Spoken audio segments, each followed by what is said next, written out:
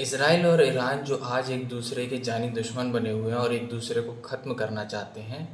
हमेशा से ऐसे नहीं थे। इस बात की शुरुआत होती है 1950 में, जब ईरान वो पहला या कुछ चुनिंदा मुस्लिम कंट्रीज़ में था जिसने इसराइल को एक देश की मान्यता दी थी। 1950 से इन लोगों की दोस्ती स्टार्ट हुई, इन दोनों देशों की, और इन्होंने इसराइल और ईरान ने टर्की के साथ मिलकर एक ट्राइडेंट बनाया जिसमें ये तीनों देश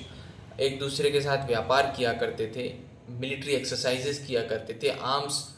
एक दूसरे को सप्लाई किया करते थे। ईरान तेल दिया करता था इसराइल को। लेकिन ये कहानी तब पलटी जब खाओमीनी ने 1979 में 1979 में तख्ता पलट किया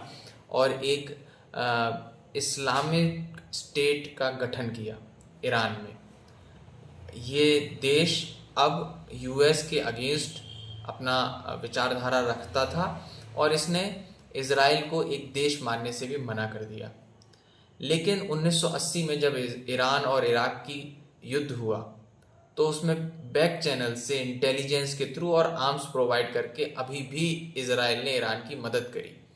क्योंकि इन दोनों के बीच, ईरान और इज़राइल के बीच, इराक एक कॉमन दुश्मन था। यहाँ से 1980 से इन दोनों के बीच में एक प्रॉक्सी वॉर शुरू हुई, जहाँ इज़राइल और ईरान सामने एक दूसरे से डायरेक्ट तो युद्ध नहीं करते थे, लेकिन पीछे अपने स्पाइस के थ्रू, अपने इंटेलिजेंस के थ्रू इन लोगों में एक दूसरे के युद्ध चल रहा था, शीत युद्ध चल रहा था एक तरीके से।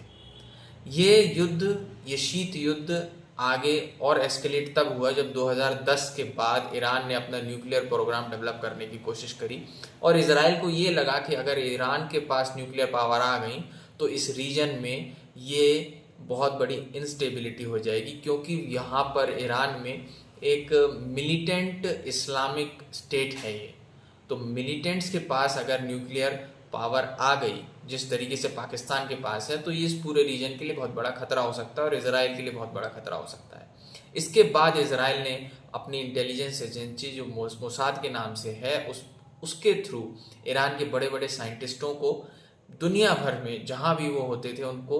मारना शुरू किया और ईरान के इस प्रोग्राम को, न्यूक्लियर प्रोग्राम को रोकने की कोशिश करी। और आज ये इस मोड़ पर आया है कि अब ये दोनों कंट्रीज खुला युद्ध कर रहे हैं।